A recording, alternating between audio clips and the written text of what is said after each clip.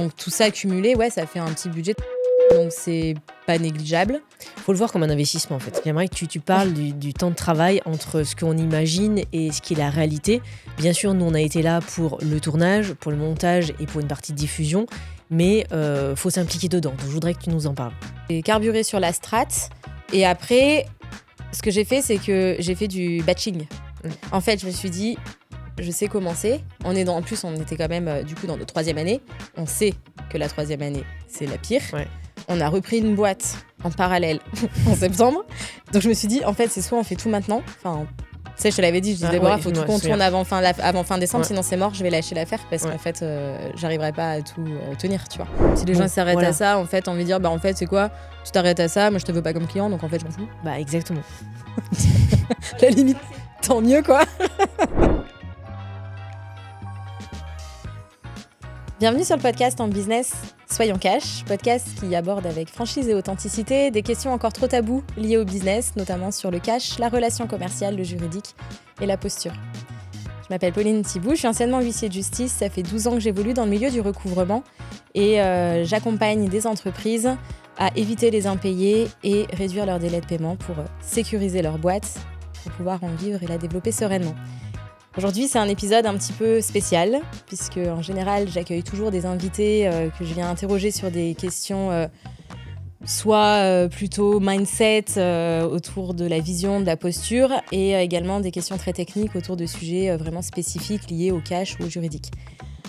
Mais aujourd'hui, c'est moi qui vais passer entre guillemets de l'autre côté et je vais faire un bilan en fait de cette première saison de ce podcast pour partager avec franchise et authenticité et en étant vraiment cash les coulisses du podcast, pourquoi ce podcast, toutes les coulisses, est-ce qu'on continue pas, les résultats et tout ça. Et pour ça, je vais être accompagnée de Déborah Tonnier, qui a elle-même son podcast singulier et qui m'accompagne dans la création de ce podcast avec Sarah. Et donc, je vais me laisser guider et porter par toi, Déborah. Je suis ravie de t'accueillir, Pauline. Merci en tout cas pour ta confiance. Un grand merci puisque c'est notre studio Podpreneur qui t'a accompagné sur toutes ces saisons 1. On va en parler. On va parler de l'envers du décor. Pourquoi ? Parce que nous, on l'a vu avec nos clients, ils aiment savoir déjà les chiffres, ils aiment savoir si ça s'est bien passé et surtout si ça a mal passé. Les invités qui sont venus ou pas venus, tu vois, on nous dit souvent. Est-ce que c'est une grosse organisation, un podcast ? Et voilà, on va y répondre de tout ça. Moi, ce que je voudrais faire, j'aime toujours l'origine d'un projet. Tu me connais, la plupart des personnes connaissent et c'est intéressant, c'est comment ça a germé l'idée du podcast En Business Soyons Cash. Pourquoi ce nom ? Et qu'est-ce qui t'a motivé au tout départ ?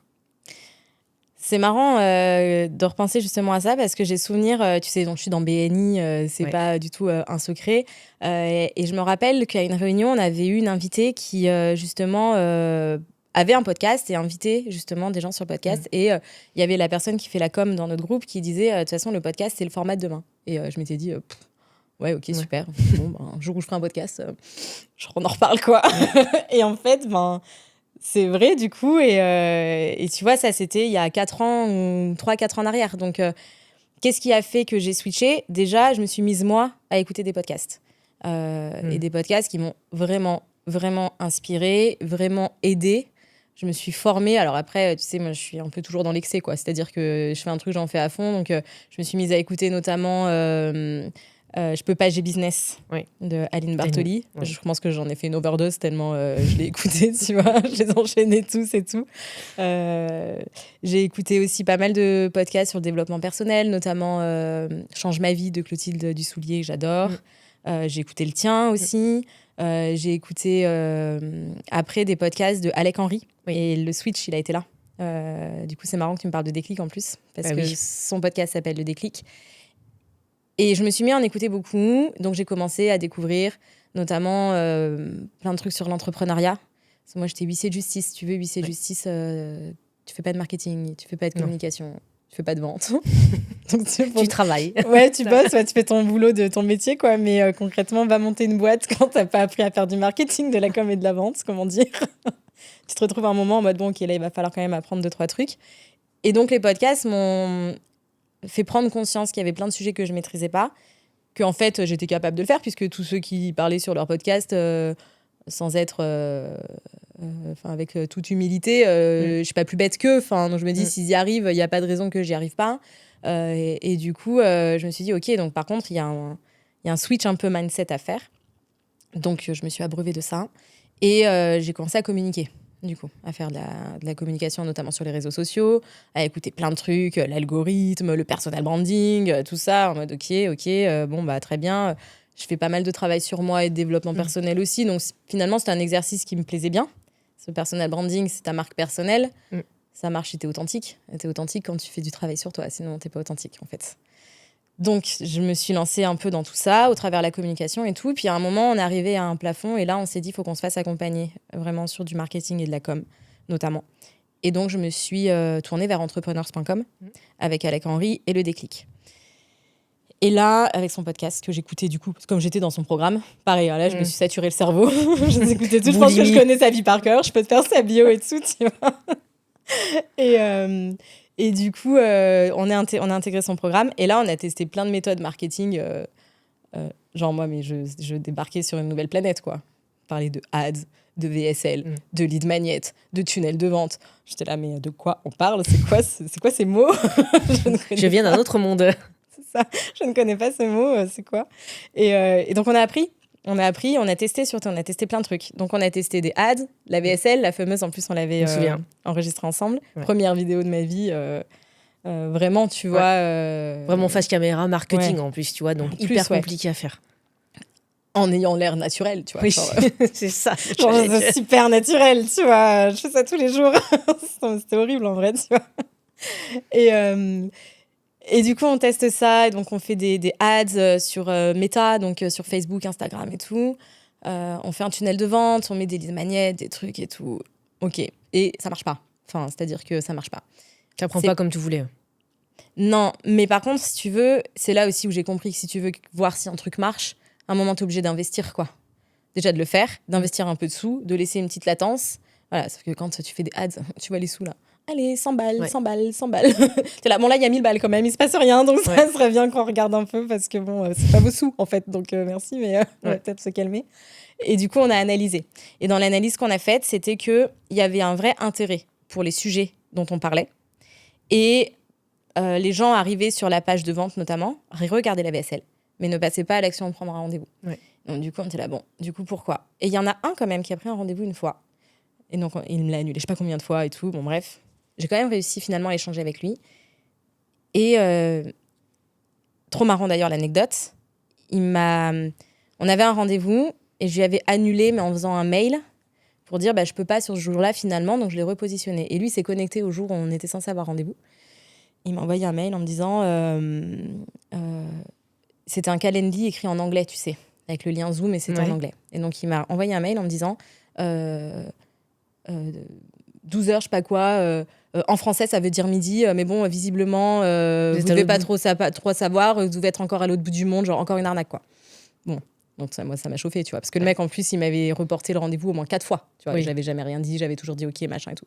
Donc je lui ai renvoyé une petite réponse bien sympathique, en me disant, écoutez, pas de problème, je vous rappelle juste que voilà, je vous ai annulé le rendez-vous je ne sais combien de fois, etc. Et donc, dont acte, c'est pas grave, bonne continuation, quoi. Et là, il me répond en me disant « Je suis désolée, excusez-moi, c'est ma secrétaire qui a écrit ça. » Elle a bon dos, bon bref. « S'il vous plaît, est-ce qu'on peut quand même faire le rendez-vous et tout ?» Et donc, du coup, je le prends. Et puis là, en fait, il me dit « Mais en fait, votre mail, il m'a rassurée. » Il m'a rassurée parce qu'en fait, j'ai compris qu'il y avait quelqu'un derrière et que du coup, c'était sérieux. Et que du coup, c'était pas un rendez-vous comme ça, pris dans le vide, et qu'il y avait vraiment quelqu'un qui tenait la route derrière.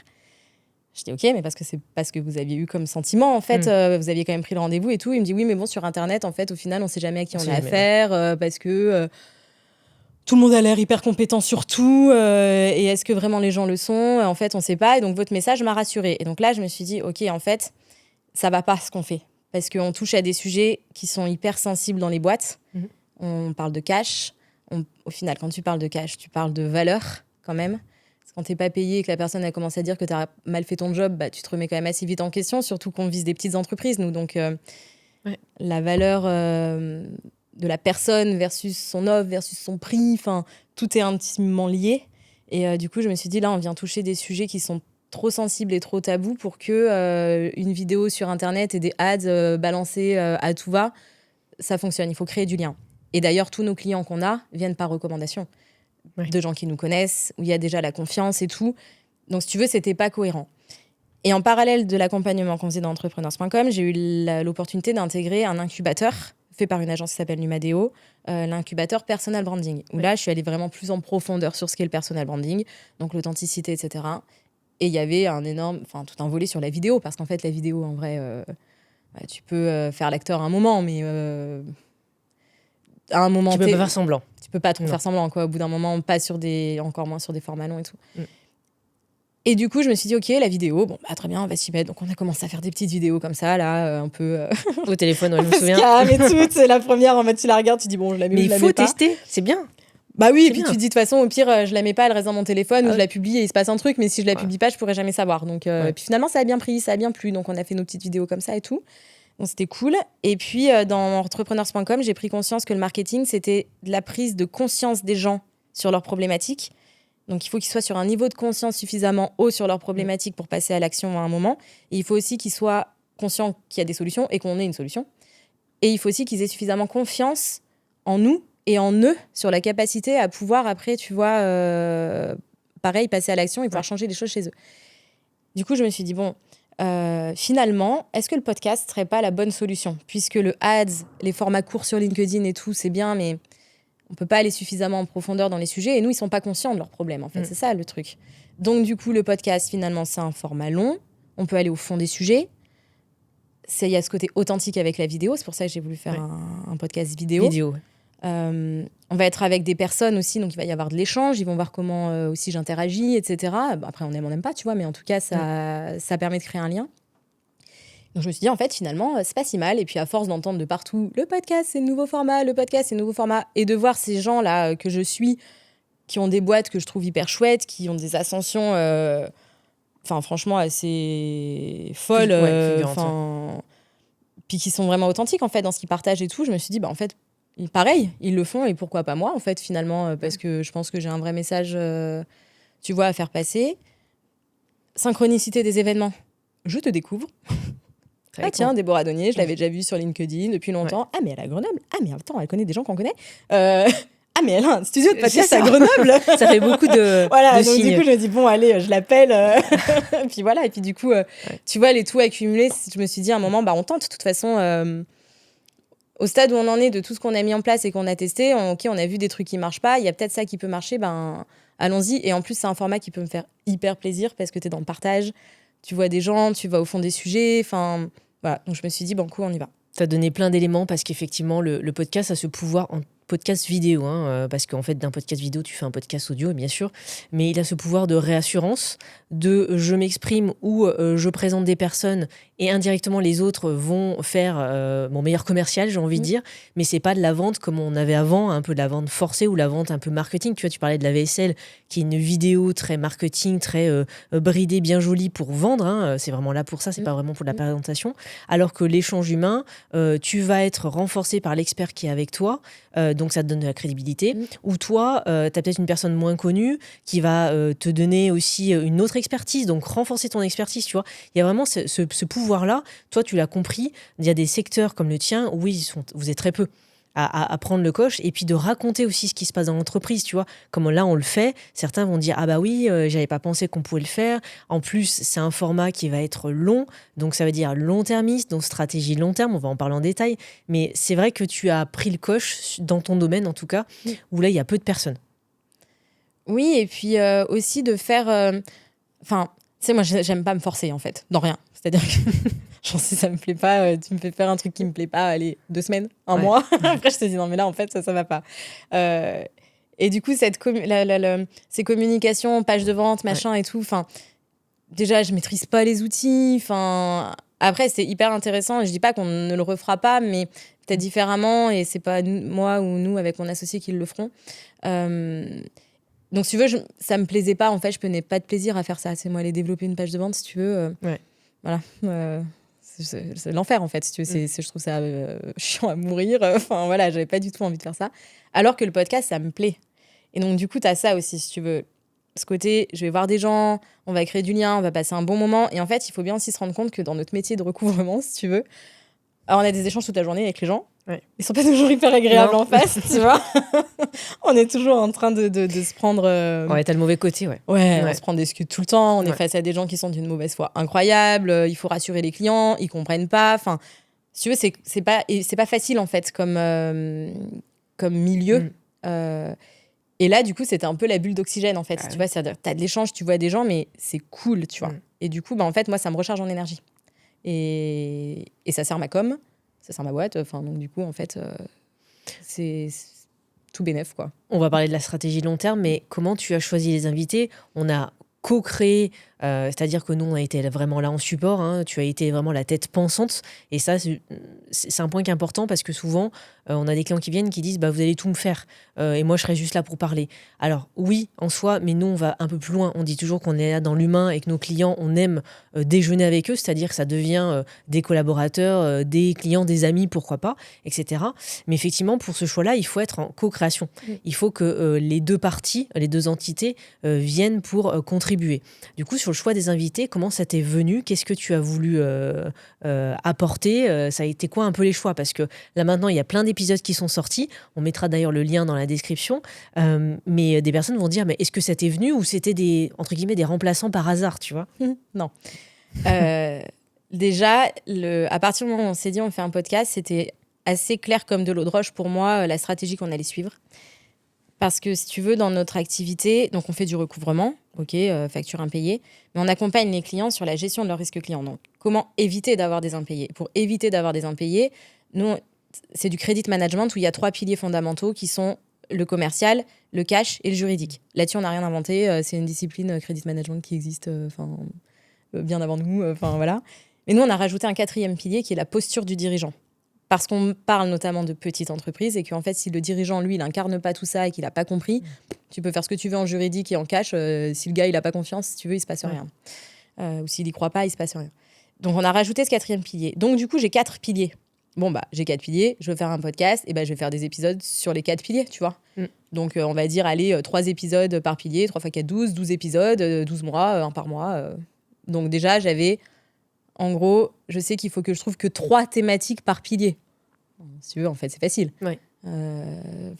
Les sujets sont venus assez vite. Donc, une fois que j'ai posé mes sujets, je me suis dit, OK, je connais qui ? Alors, des fois, la réflexion m'est venue dans l'enceur, c'est j'aimerais bien voir cette personne. Sur quel pilier je peux la mettre ? Donc, si tu veux, tu avais un peu des fois dans les deux sens. Mais globalement, c'était, OK, j'ai mes 4 piliers, j'ai mes sujets, qui je peux trouver en face ? Ou alors, j'ai telle personne, j'aimerais trop la faire venir. Elle peut intervenir sur quel pilier ? Et sur quel sujet ? Et du coup, comme ça, j'ai défini... En gros, 3 sujets par pilier, ça m'a fait 12 épisodes.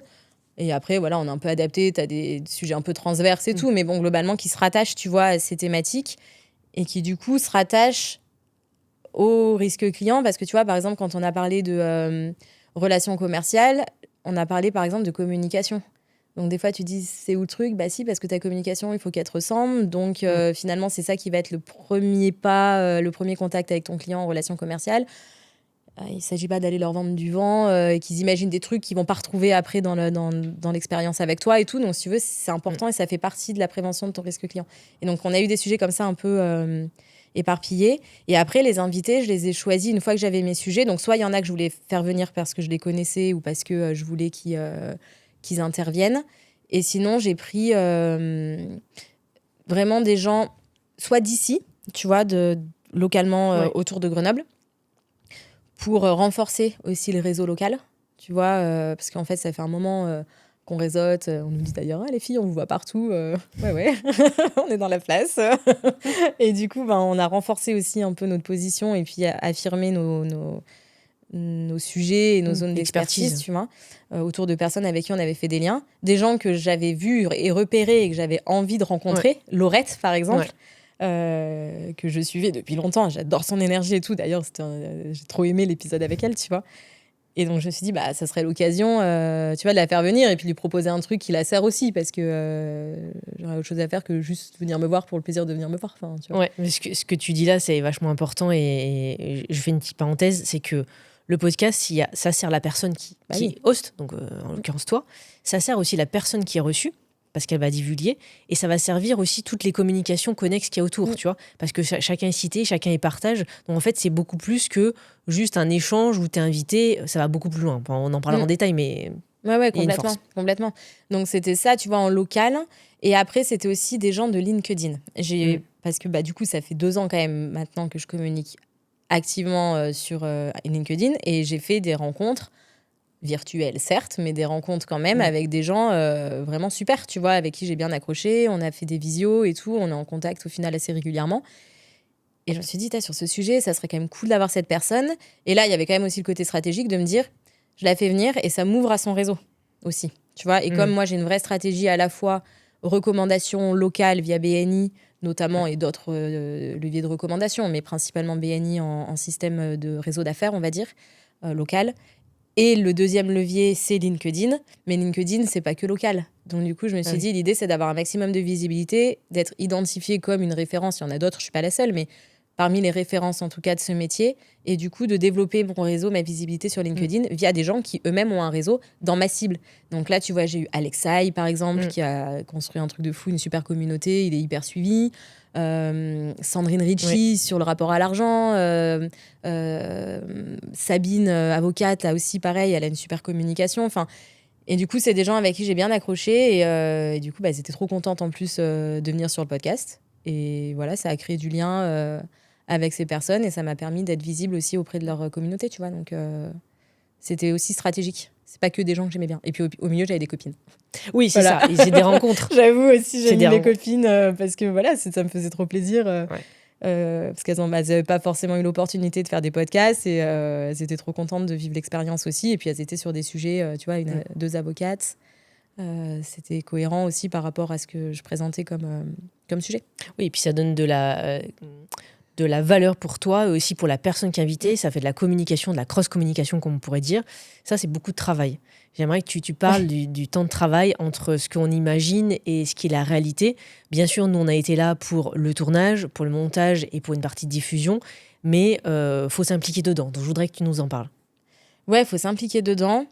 Alors déjà, tu sais, moi, à partir du moment où j'ai une idée en tête, si tu veux, après, je carbure. Ouais, ça faut.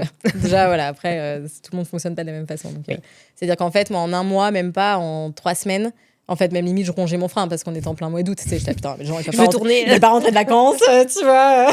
Parce que moi, je savais qui je voulais inviter et tout. J'étais là, bon, j'ai pas encore de retour. Mais bon, en fait, on est le 15 août. Si tu veux, c'est normal. Les gens ont autre chose à faire, tu vois. Sauf que moi, j'avais déjà pris mes vacances, donc j'étais à fond dans mon truc, tu vois. Et donc, du coup, août, j'ai défini toute la stratégie, tous mes invités. J'ai envoyé toutes mes invites à tous mes invités que j'avais, de sollicitations. Voilà, je vais faire un podcast, est-ce que ça t'intéresse, machin. Donc, j'ai tout envoyé en août à tout le monde. Et des fois, certains en 2 ou 3 personnes sur un même sujet, parce qu'il y en avait, j'étais pas sûre qu'ils répondent et tout. Et d'ailleurs, ça s'est passé, il y en a qui m'ont jamais répondu. Donc, j'étais bien contente d'avoir des fondés, voilà. Mais globalement, franchement, je dirais que j'ai eu 90% de retours positifs quand même, tu vois. Oui, parce que c'est souvent le cas. Hein, tu sais, on envoie des invités. Alors, il y a ceux qui ne reçoivent pas, ça c'est encore autre chose. Pour les personnes qui sont très occupées, grands groupes, connus, etc. Mais souvent, c'est frustrant parce que tu n'as pas la réponse ou la personne te répond 6 mois après quand le tournage est fini. Ça, c'est encore autre chose. Voilà, ça, j'ai pas eu. C'était soit les gens m'ont répondu assez vite au final, soit ils m'ont pas du tout répondu. Et puis, bon, après, je suis passée à autre chose. Et ils étaient contents, ils étaient stressés. C'était quoi un peu l'impression d'ailleurs? Franchement, toutes les personnes à qui j'en ai parlé étaient tous contents que je pensais à eux et que je les sollicite. Et je pense aussi avaient envie, tu vois, notamment les personnes que je connais, ils nous suivent depuis un petit moment et je pense que ça leur faisait plaisir aussi de participer à un projet qu'on menait et tout, tu vois, aussi pour nous aider. Je pense qu'il y avait aussi ce côté, il y en a, ils l'ont fait pour nous aider, tu vois, et c'est cool parce que c'était un début, c'était un nouveau projet, donc on leur apporte, ok, mais genre on n'est pas un podcast à 3 millions d'écoutes, tu vois, donc si on a porté, c'est pas non plus... Peut-être dans quelques temps.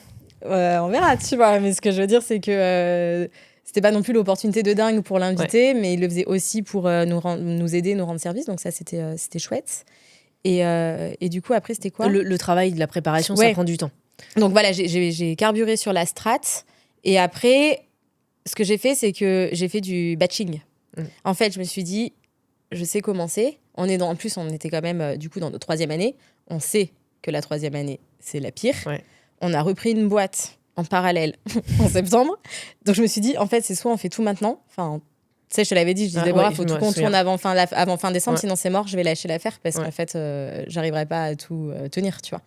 Donc je me suis dit, on fait du batching. Du coup, on a fait toutes les sessions de préparation d'épisodes avec les invités du coup en septembre, parce que moi j'ai envoyé les messages en août. C'est oui, ok, d'accord, t'es dispo, c'est quoi en septembre? Moi je me suis bloqué des plages horaires, et donc j'en ai enchaîné. Il y a une journée, j'en ai fait 5, tu vois. 5 visios de préparation avec des invités en mode ok, tac, tac. Bon, bah c'est fini, je passe à l'autre. Donc j'avais ma trame qui était la même pour tous les épisodes. Ouais. Donc tu vois, un peu intro, présentation d'invités, globalité un peu sur le sujet, et après plus des cas pratiques, et puis un peu plus de concret, tu vois. Ouais. On l'a suivi plus ou moins, mais en gros, c'était à peu près ça.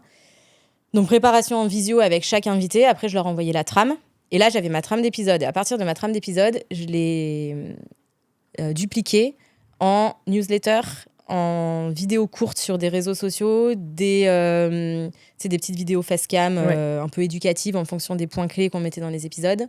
Et ensuite, on l'a dupliqué aussi en article de blog. Ouais. Donc ça, c'était chouette aussi.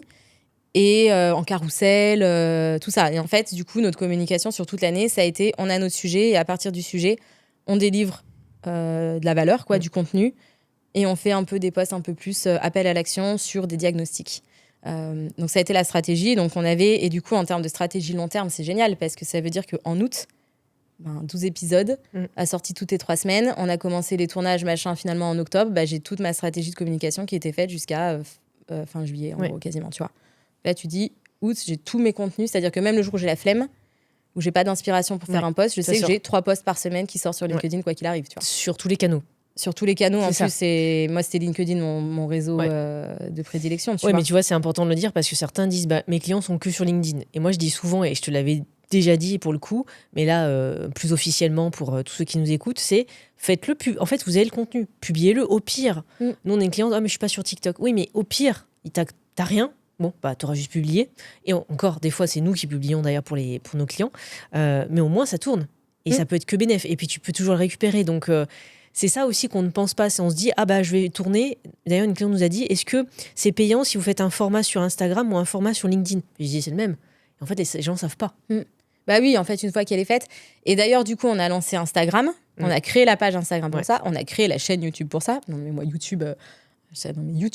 moi, avoir une chaîne YouTube, non mais n'importe quoi, ça me paraissait complètement fou. Sauf que oui, Pauline, c'est un podcast vidéo, on va le mettre sur YouTube. Oui, ok, d'accord. Et donc publions-le. De toute façon, au bout d'un moment, tu t'es lancé dans le truc, donc on y va. Et là, des grosses surprises parce qu'on arrive sur 2 réseaux que moi je ne connais pas. Et en plus, pour le coup, j'avais pas du tout envie et le temps non plus de m'y intéresser particulièrement. Donc on a embauché un alternant, Alan, qui a fait vraiment beaucoup de jobs. Il écoute derrière, Alan, le message est pour toi. Beaucoup de jobs sur la communication. Il a appris à faire des vidéos, à monter des vidéos, à faire des posts, à rédiger des newsletters et tout. C'est lui en fait qui a tout fait. Moi, c'est pas moi qui ai produit tout ça. C'est pas possible, ça prend trop de temps. Donc c'est lui qui a tout fait. Après, c'est moi qui l'ai drivé plus ou moins prêt pour toute l'année. Il a progressé aussi, du coup. Il est de plus en plus autonome, du coup, là-dessus. Et il a alimenté Instagram et YouTube. Et donc, du coup, là, on a eu des surprises, quoi. Insta... alors, les résultats. Voilà. Insta est un réseau social qui... ça se passe pas grand-chose, tu vois. Il y a la thématique et il faut beaucoup publier. Et en fait, il faut avoir quand même beaucoup de rendement, j'ai envie de dire, tu vois. Ouais. Non, Instagram. Les résultats sont quand même, en termes de visibilité de réseaux sociaux, sont assez mitigés parce que du coup, trop bien, j'ai toute ma communication qui est faite, donc ça, c'est trop cool. LinkedIn, je l'ai gardé moi parce que LinkedIn, j'aime bien aussi rédiger. Oui, puis c'est ton profil, attention, hein, c'est pas la page. Parce que... les autres aussi, c'est mon profil parce que c'est tout fait sur mon nom, du coup. Ouais. Donc, mais je sais pas, LinkedIn, c'est vraiment. En fait, quand j'écris des posts aussi, jamais d'avis, j'utilise peut-être 2 fois, j'ai dû utiliser ChatGPT pour faire un post, mais tu vois, je l'ai tellement repris qu'en fait, à la fin, c'était petit ChatGPT, tu vois. C'est moi qui les écris parce que aussi, ça me fait du bien d'écrire. Oui, parce que tu aimes ça. J'aime ça. Donc, du coup, je le fais. Je l'ai gardé, LinkedIn. Et au début, les vidéos sur LinkedIn avaient bien marché. Il y a eu vraiment un moment où, clairement, j'ai eu plein de nouveaux abonnés, beaucoup de visibilité. Du coup, aussi des gens qui me contactent par message ou quoi. Donc ça, c'était chouette. Et puis à un moment, Genre, je sais pas. C'est l'algorithme. Hein. Ouais, il paraît qu'il y a un truc sur l'algorithme. Donc c'est ça qu'on dit souvent et on rassure nos clients parce que ce qui est publié continue à tourner, tu vois. Et d'ailleurs, on peut recycler, c'est-à-dire l'année prochaine, tu peux très bien reprendre des extraits et les ressortir s'ils ont moins marché. Mais l'algorithme, vous êtes un peu dépendant. Alors, quand on est un peu cross-canaux, on va de partout et au moins ça tourne de tous les côtés. Quoi. C'est ça. Et du coup, on a vu des vidéos sur LinkedIn. Je peinais même en partageant le truc avec. Du coup, je partageais aux invités du podcast, forcément, en disant on va mettre en avant le vôtre, mettez en avant celui des copains. Quoi. C'est quand même aussi sympa, soyez généreux, tu vois. Et du coup, LinkedIn, il y a des trucs, je peinais à avoir 300 vues, 500 vues sur des vidéos. La même vidéo sur YouTube, 1500, 1600 vues, t'es là, mais ok, YouTube, en fait, il se passe quoi sur une YouTube, chaîne zéro, en plus. Oui, c'est ça, et sur une plateforme qu'on connaissait pas. Et donc là, par contre, on a commencé à regarder d'un peu plus près YouTube, et tu dis, ok, il y a un vrai potentiel, sauf que on maîtrise pas la plateforme YouTube. LinkedIn, j'ai mis 2 ans à vraiment bien comprendre comment ça marche. YouTube, si tu veux, même aujourd'hui, je sais pas trop, tu vois. Pourquoi un truc marche, pourquoi un autre marche pas, Donc, toi, tu as les secrets, tu détiens les secrets, Déborah. mais voilà, donc si tu veux, on a tenté. Une fois qu'on avait les formats, on a diffusé partout. Et après, en fait, j'avais pas d'objectif business à proprement parler. Parce qu'en fait, je me suis vraiment câblée. En fait, mon idée, c'était de me dire un podcast, c'est une stratégie long terme. Statistiquement, on sait que tu as 90 ou 95%, je sais plus, des podcasts qui ne dépassent pas les 6 mois et encore moins qui dépassent l'année. Donc, je me suis dit, en fait, moi, mon objectif, déjà, c'est de faire 2 ans. C'est ça. Et après, on verra le retour business, tu vois. Et même la plupart, pour avoir le recul, ils ne dépassent pas le 6e épisode. Ouais, tu vois. Donc, t'es top niveau, quoi. Du coup, c'est ça. Et donc, je m'étais dit, déjà, on va essayer de le faire, on va essayer de le tenir sur l'année. C'était ça, mon objectif, en fait. C'était de diffuser tous les épisodes qu'on avait prévus, de tenir le rythme jusqu'à la fin de l'année, d'aller sur ces plateformes, de prendre nos marques, et après, on verra. Et de faire des abonnés quand même, un minimum, au moins sur LinkedIn. Ouais. Du coup, sur LinkedIn, je suis un peu déçue parce que le nombre d'abonnés par rapport à ce que j'avais imaginé, c'est pas ouf. Ouais. Mais t'as eu des retours business, voilà. Oui, j'ai eu des retours business. Une fois, tu m'avais dit, une personne m'a dit, mais je vous reconnais, j'ai vu votre podcast ou l'extrait, ou je crois que c'était un invité, tu m'avais fait une remarque et je m'étais dit, tiens, en fait, c'est le pouvoir, c'est que les gens ont l'impression de te connaître, et en fait, ils ne les connaissent pas. Ouais, ça, c'est assez fou. Mais ça, même déjà, avant même le podcast, je l'avais remarqué parce que comme je communiquais déjà beaucoup sur LinkedIn, j'avais des fois des gens qui me disaient ah ouais, t'as fait ça et tout. Et moi, des fois, j'étais là, attends, t'es qui toi déjà? Ouais, ça fait 2 ans qu'on s'est pas vu. Et du coup, elle était au courant parce qu'elle regardait mes trucs limite quotidiennement de là où j'en étais, alors que moi, j'avais pas la réciproque parce que la personne, je la voyais pas. Ça fait un peu star, tu sais, de dire ça, mais c'est une réalité quand même, tu vois. On est tous la star de quelqu'un. Ouais, voilà, c'est ça. On va se dire ça. Et du coup, après, des gens qui m'ont dit ah oui, j'ai vu sur l'épisode, etc. Donc, j'ai eu des retours de gens qui m'ont parlé d'épisodes.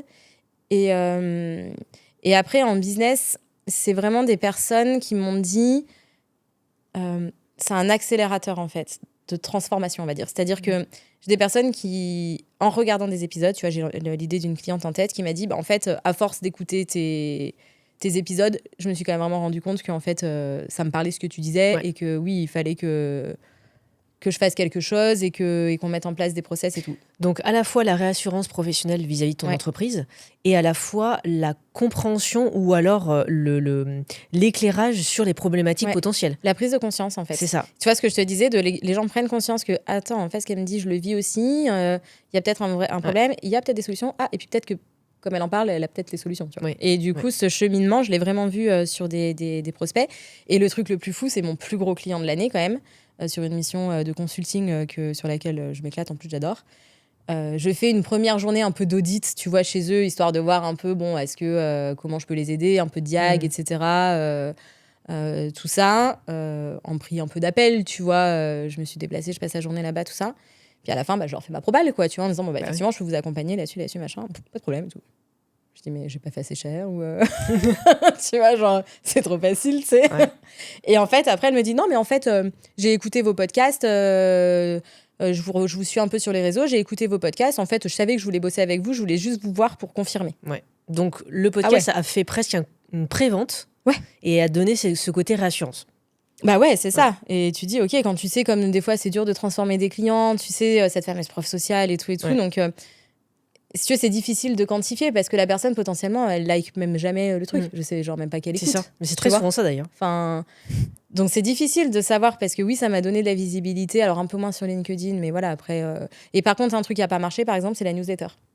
la newsletter, avec l'appel à l'action sur les diagnostics. Et tous les appels à l'action sur les diagnostics, d'ailleurs, n'ont pas marché. Ok. Bon, dont acte, du coup, on va changer, tu vois. On a testé, on a persévéré, et puis bon, ça marche pas. Après, ça marche pas. tu peux demander, c'est ce que je dis souvent aux personnes qui nous écoutent, tu peux demander, faire un quiz, dire à tes abonnés, newsletter, là pour le coup, qu'est-ce que vous avez aimé ou moins aimé ? Pourquoi en fait ça n'a pas marché, etc. Et ça peut être intéressant aussi pour faire un petit peu un bilan. Pour toi, pour nous aussi, hein, parce qu'on est là pour t'accompagner. Donc je trouve que c'est intéressant de le faire aussi. Ouais, complètement. Tu vois, ça pourrait être un truc qu'on pourrait envisager, parce que je veux pas abandonner l'idée de newsletter non plus, mais peut-être faire différemment et la faire vraiment à destination. Parce que le podcast, en fait, si tu veux, il a aussi double intérêt, et c'est vraiment ce que je vois et ce que je fais après comme aussi bilan, un peu, tu vois, résultat. C'est qu'il a un intérêt référencement, tu vois.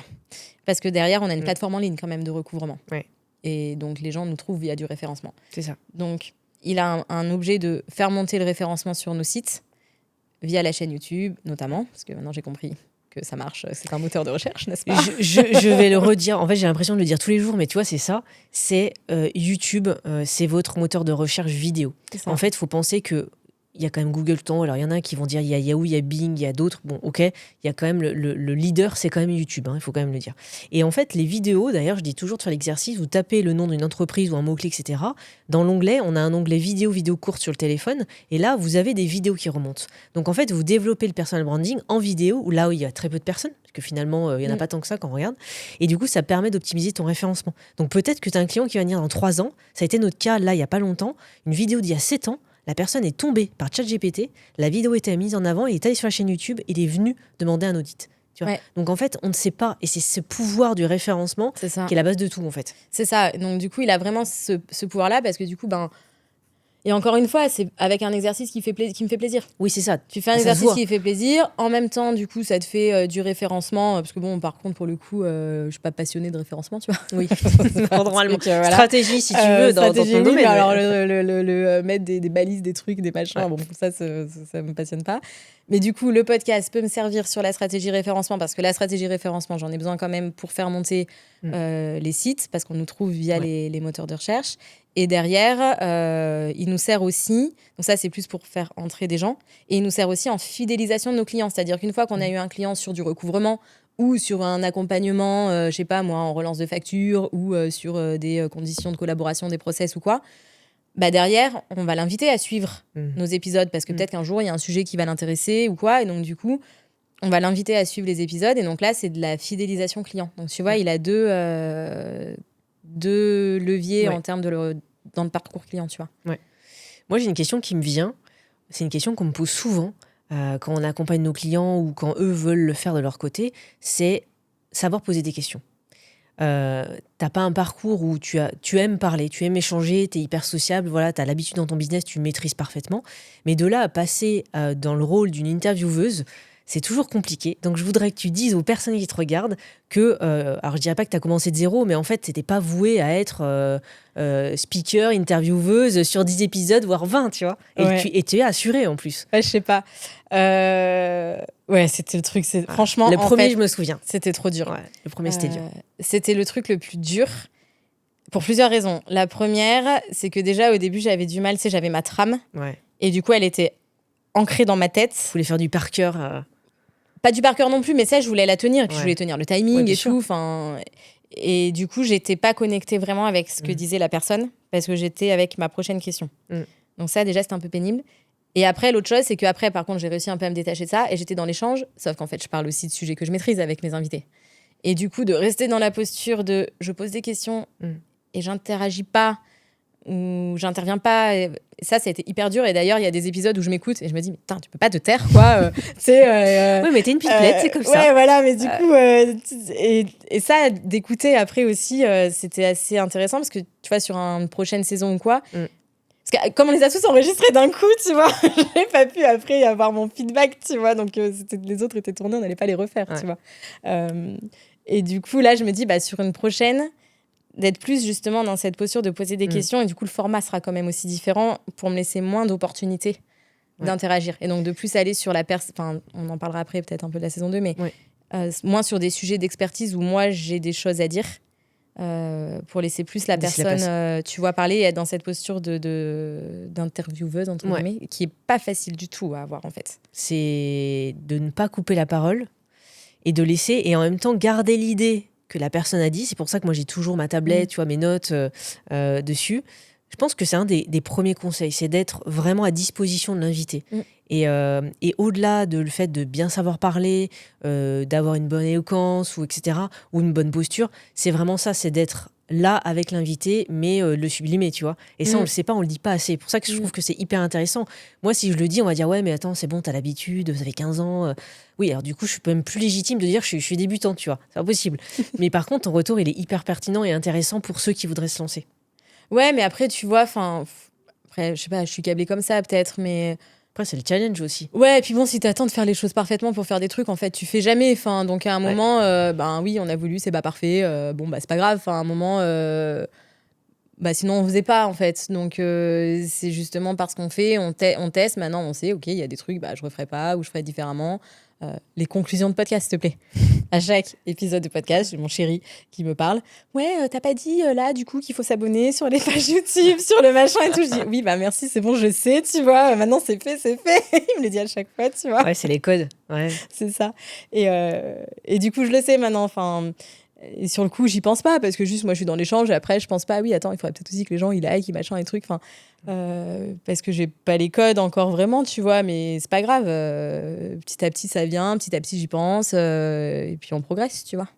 Ce serait ça un peu les conseils pour quelqu'un qui se lance en podcast vidéo. Attention, hein, parce que l'audio est un peu plus facile. Tu peux être en pyjama et finalement tu fais ton podcast. La vidéo, ça demande quand même une certaine attention, tu vas me le dire, mais un peu les retours qu'on a sur le regard à soi, sur s'écouter, se revoir avec des mimiques, etc. Dire, on dirait ma grand-mère, on dirait ma tante, on dirait ma mère, tu vois. Enfin, des fois, s'il y a des mimiques, au contraire, c'est quoi qui te vient? Ben, après, ça, il y a des trucs que j'ai écoutés, mais j'ai essayé d'écouter aussi, tu vois, en mode... quand même, il y a des trucs où je me suis agacée en écoutant, notamment quand je parle trop, tu vois. Je me suis dit, laisse parler la personne, elle est là pour ça, même si je maîtrise le sujet, tu vois.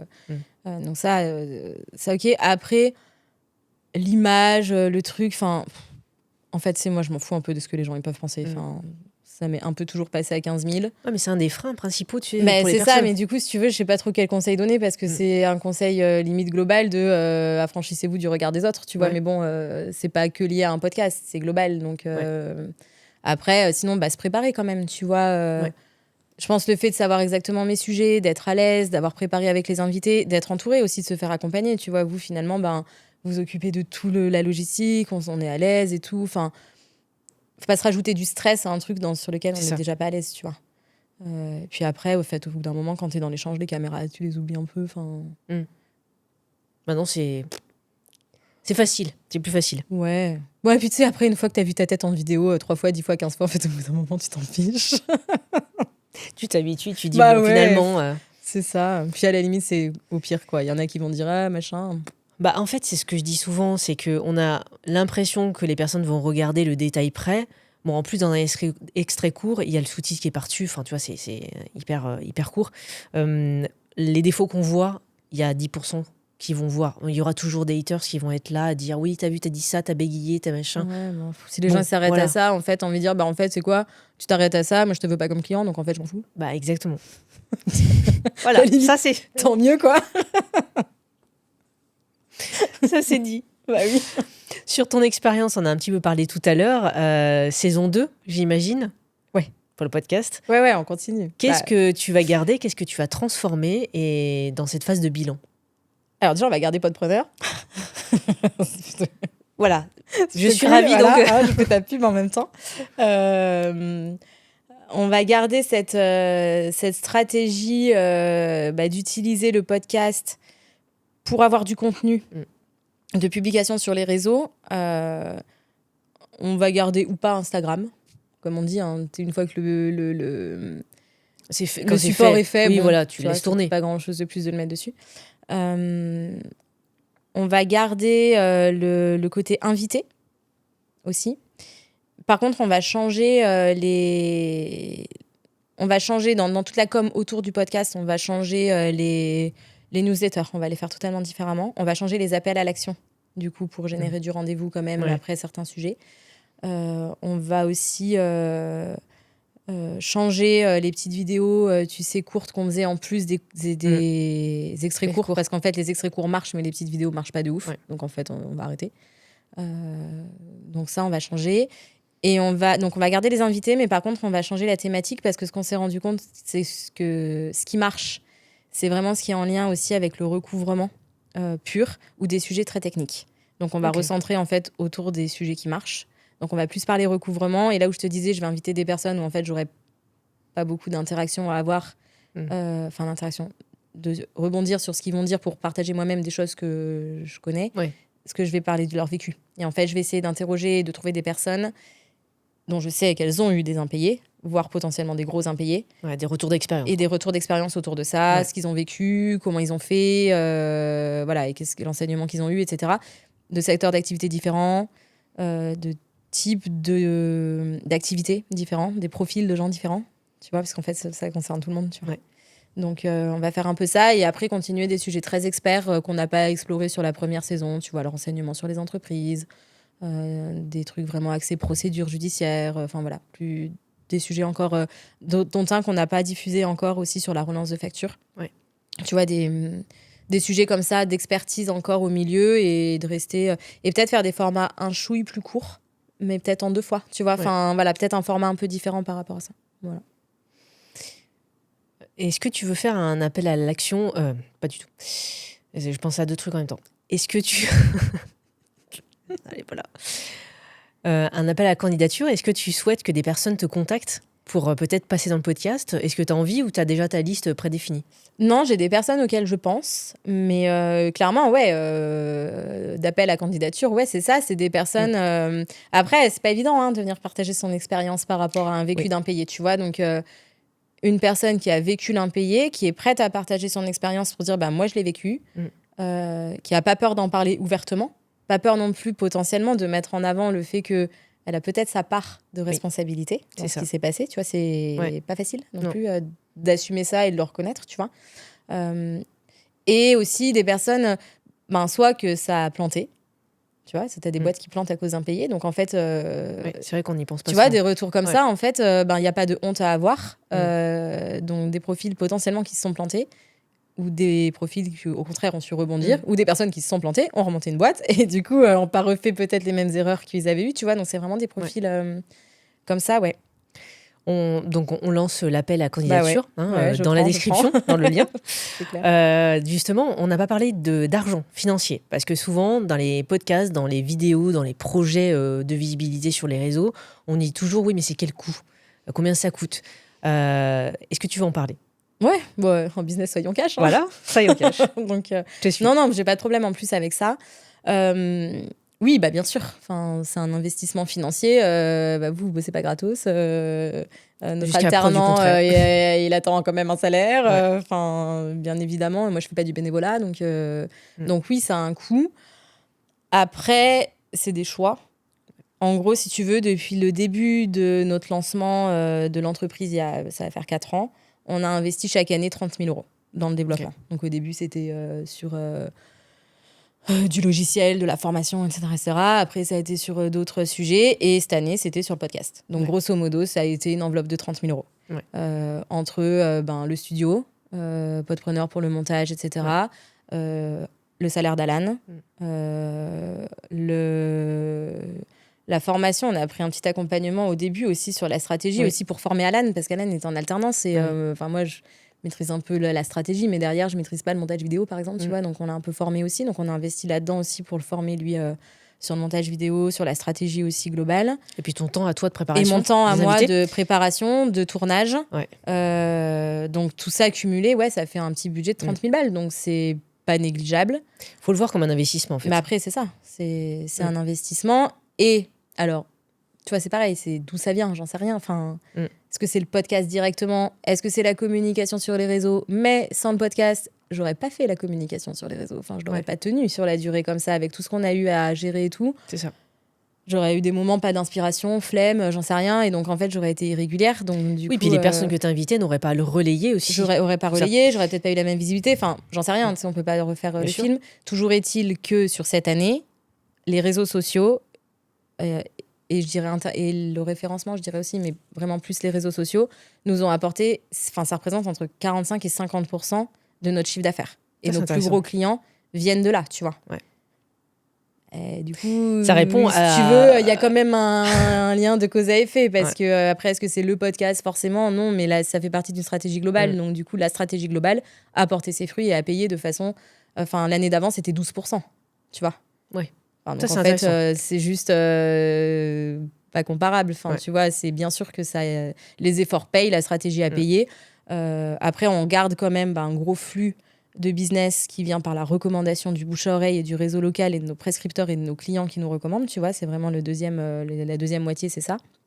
Donc oui, il y a un retour sur investissement. En gros, j'ai pas perdu d'argent, j'ai gagné en visibilité et potentiellement en clients, donc potentiellement j'ai même un peu gagné d'argent par rapport à ça, sur un truc qui me faisait plaisir, enfin tu vois. Ouais, sur des rencontres. En fait, on parle de réseau physique, parce que c'est la force numéro 1 pour un entrepreneur pour développer son business. Mais ce réseau à la fois physique et digital avec le podcast, je trouve qu'il y a l'humain, parce que tu vois la personne, il n'y a pas de robot qui le fait, en tout cas pas aujourd'hui en 2025. On ne sait pas en 2050. Avec un robot, ça me ferait bizarre. Et en même temps, ça permet de démultiplier.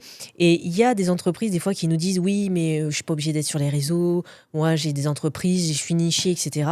Je trouve que c'est dommage, et tu vois, c'est à l'image, parce que tu es dans un domaine, c'est pas un domaine du web à proprement parler, tu fais pas une application, enfin tu vois ce que je veux dire, enfin tu fais pas du code, tu vends pas quelque chose de la boutique en ligne, donc c'est assez significatif. C'est-à-dire que à la base on pourrait dire bah non, avec les réseaux sociaux, en tout cas le web en général, elle fera 10% quoi. Finalement c'est 45, t'as dit. Ouais, c'est ça, entre 45 et 50, parce qu'après aussi t'as un truc, c'est que j'ai des gens, notamment celle dont je te parlais tout à l'heure, qui viennent, ils me connaissent, ils me voient, machin, mais ils écoutent les podcasts. Et donc, en fait, ça accélère la recommandation. C'est-à-dire qu'en fait, est-ce qu'ils viennent parce que le podcast ou est-ce qu'ils viennent parce qu'ils me connaissent ? En fait, ils viennent parce qu'il y a le combo des deux. Bien sûr. Tu vois ? Et du coup, ça accélère des recommandations de gens que je connais déjà. On l'a dit un petit peu tout à l'heure, mais les retours que j'ai pu avoir, et je voudrais que tu me partages si tu as eu cette sensation, mais je pense que oui, des personnes me disaient, 1, j'ai l'impression de vous connaître, et 2, dans la prestation, elle était hyper rassurée. La personne me disait, c'est comme si on avait déjà fait une prestation ensemble, où je savais que là, j'allais être rassurée, accompagnée, parce que votre visibilité, comme vous exposez, et ben, le fait que tu t'exposes, tu te livres, et donc en fait, elle était rassurée, et elle allait se dire, bah, je vais pas me faire arnaquer, tu vois. Donc, c'est marrant, hein. Alors, c'est marrant parce que j'ai pas forcément eu ces retours. Pas eu ça. Alors, j'ai eu ce côté réassurance, tu vois, ce que je te partageais tout à l'heure. Par contre, j'ai eu des fois... Alors, le podcast était... Est-ce qu'il était déjà sorti ou pas ? Oui, je suis pas sûre.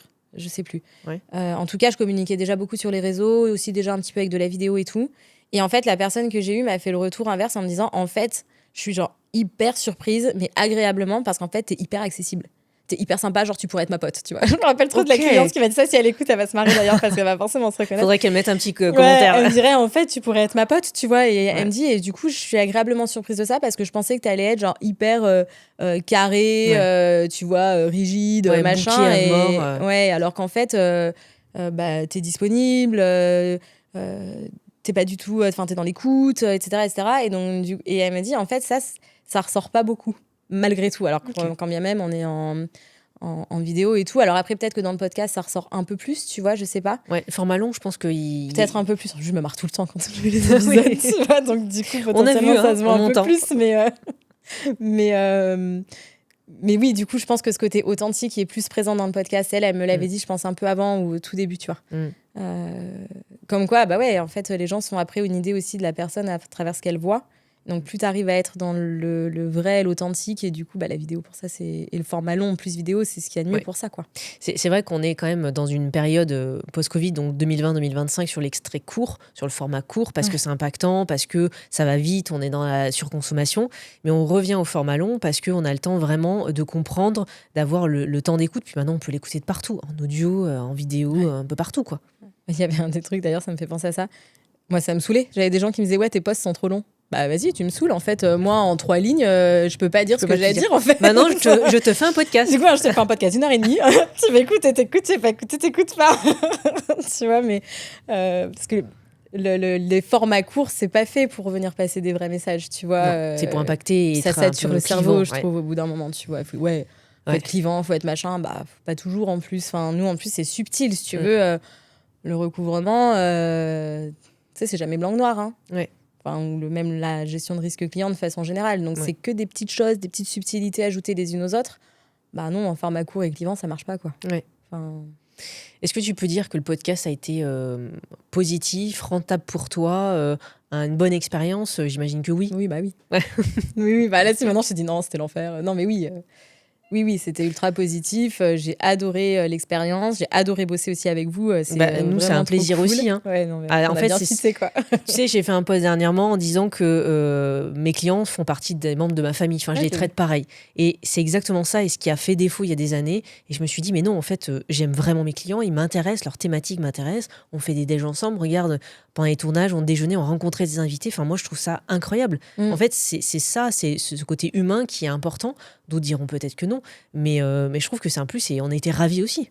Et en plus, tu sais, sur le côté rentable, alors ça, si vous allez me dire, voilà, mais sur le côté rentable, j'ai eu des masterclass en fait. C'est-à-dire qu'en fait, j'ai eu gratuitement, offert par mes invités, des putains de masterclass sur des sujets, quoi.